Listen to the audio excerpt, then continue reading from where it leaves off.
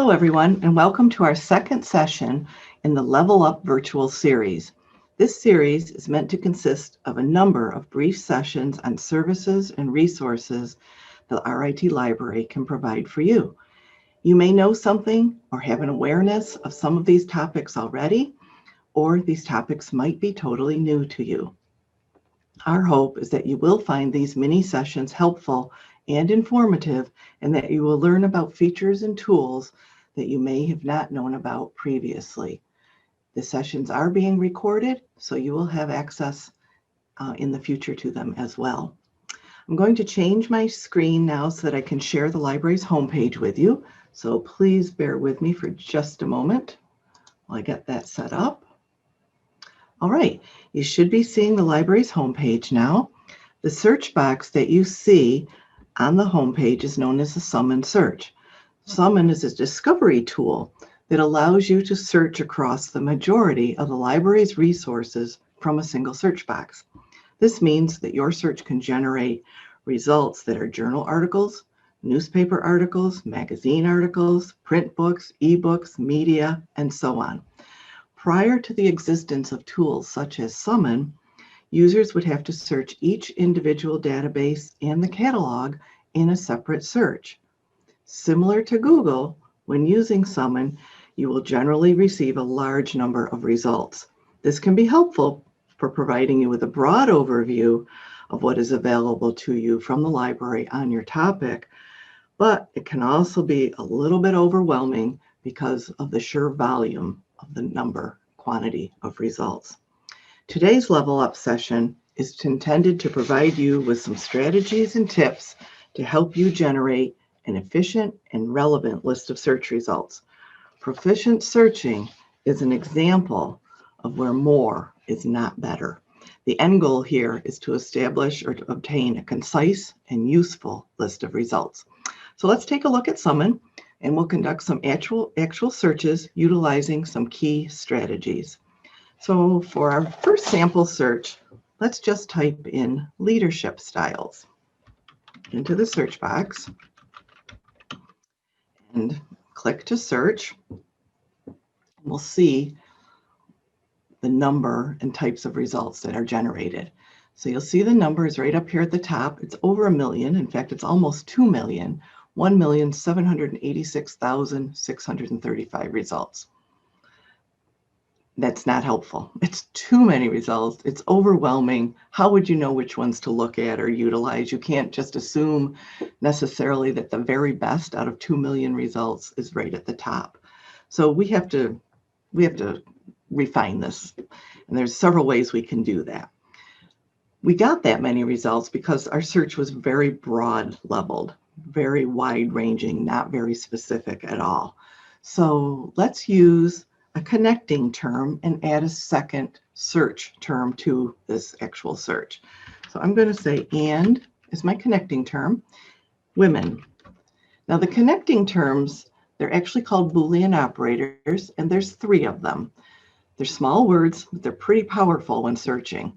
So the word and is actually instructing the search engine now to return results where both of my search terms are included.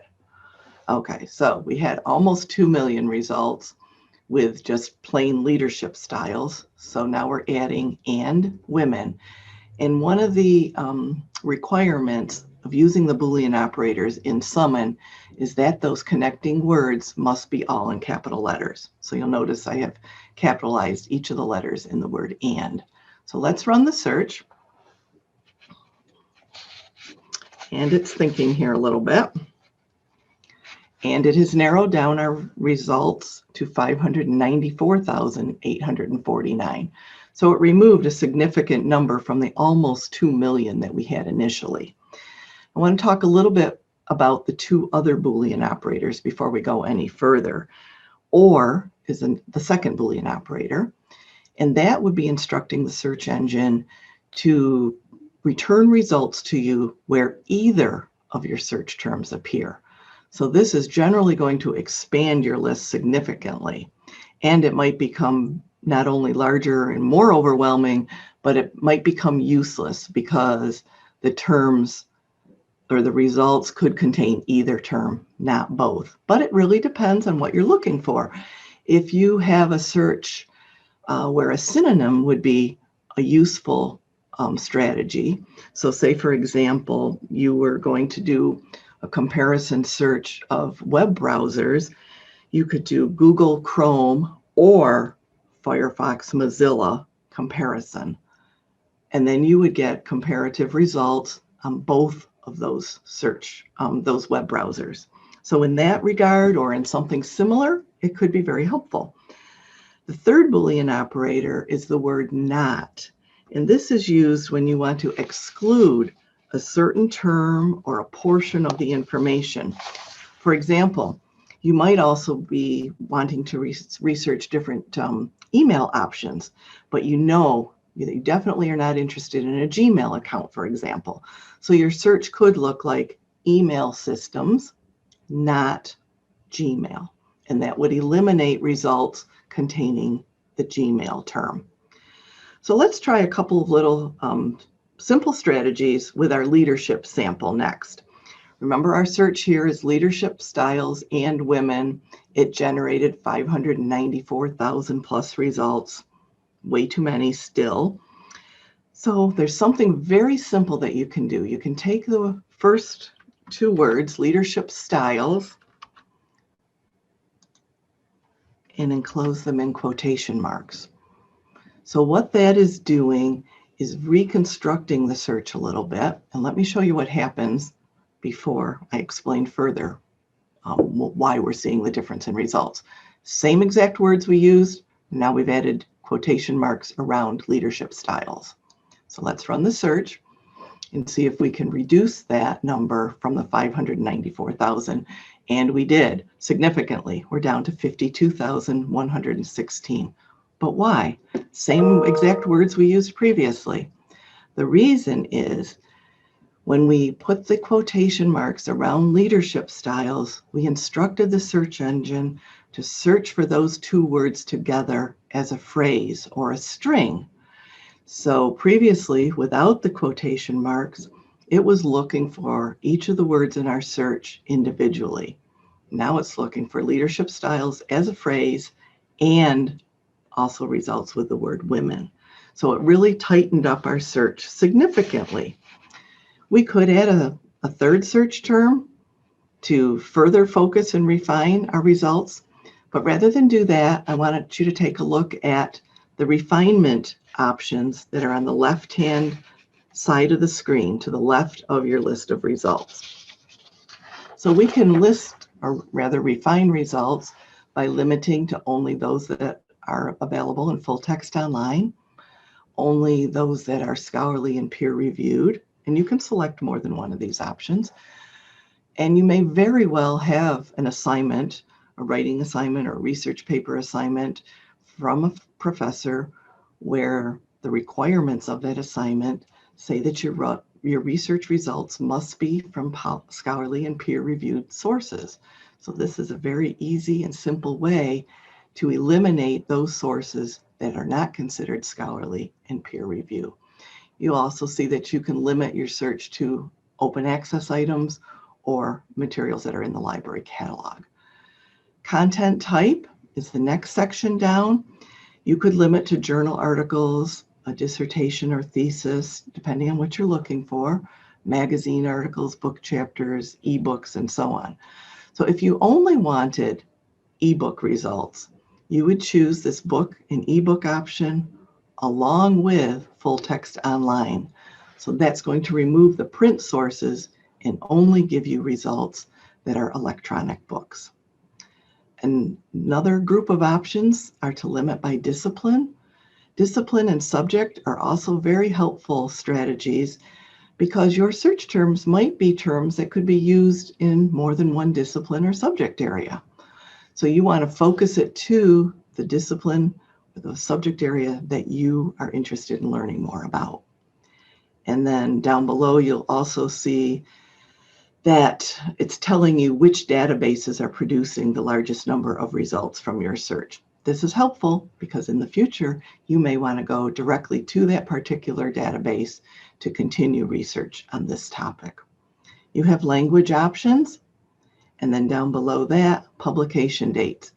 This is also helpful. Depending on the topic you're researching, you might be only looking for the most recently published information, particularly if it's a current event or something pertaining to technology or the latest research on a given topic. You can put in specific dates in these two top boxes, or you can choose a date range. Maybe you want anything that was published in the last 12 months, 3 years, 5 years. Those are default options. And then finally, down at the bottom, we have library locations. So if you were looking for print materials, you could limit to a specific library location. So in this case, it's a helpful tool for our global campus libraries and for students to know what's available in those physical library collections at their own campus. So let's apply a few filters here.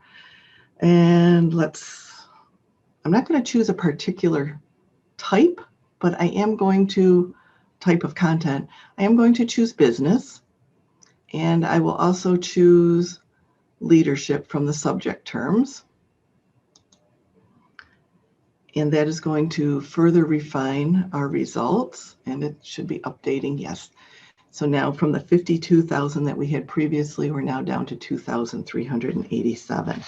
So that's a more manageable number, still a lot, but more manageable. And we could certainly refine that further by, again, adding another search term, by limiting to a type of content, or also publication dates as an option. So lots of options. Now let's just look at an individual record. By clicking on the title, you're going to be able to open it and get to the article. This is available in full text online, but I want to point out some of the tools that are listed here. So over on the right-hand side is a permanent link. So this is useful for sharing, for saving it, emailing it to yourself. You can also cite this item. So if you click on the citation link, you have a variety of citation format styles that you can choose from. So if the particular course that you are taking requires you to use APA or Chicago or MLA or IEEE, you can format the citation automatically by choosing this. I will caution you, however, that these are not always 100% accurate, so you do still want to take a look at it yourself to make sure that everything is formatted properly. The other thing that you'll notice here is that you can export these citations. So you can export to RefWorks, EasyBib, EndNote, Zotero, and so on. The library does support and provides instruction sessions on using EndNote and Zotero. So you may be aware of those already, or maybe you've used some other tools from previous research experience. Let's close this. We'll go back up to the top. You'll also see that there's a link where you can email this record to yourself. This is very handy because then you know you have it for in the future if you didn't choose to export it to a citation management tool, but you will have it. You can look back later when you're actually beginning to compile your research. Or you may want to use this folder here where you can save the item. So if we click on here, it's going to add this particular record, this first one, to our folder up here at the top. The important thing to remember with this, however, is that this folder is good for the session while you are working. So you don't want to close out without saving or exporting the contents of the folder. If you click on the folder, you'll see that it's right here, and you can choose to export it. You could print it. You could email this list to yourself.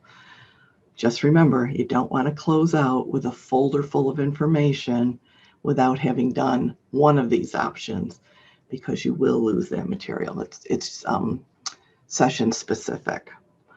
So this actually concludes our overview of using Summon. I hope you picked up a couple of tips for generating beneficial results. Remember too that you can reach out to your librarian with any questions you might have, and you can also click on the chat button to connect to a librarian who's available at that given time. So I hope you found this helpful. Thank you.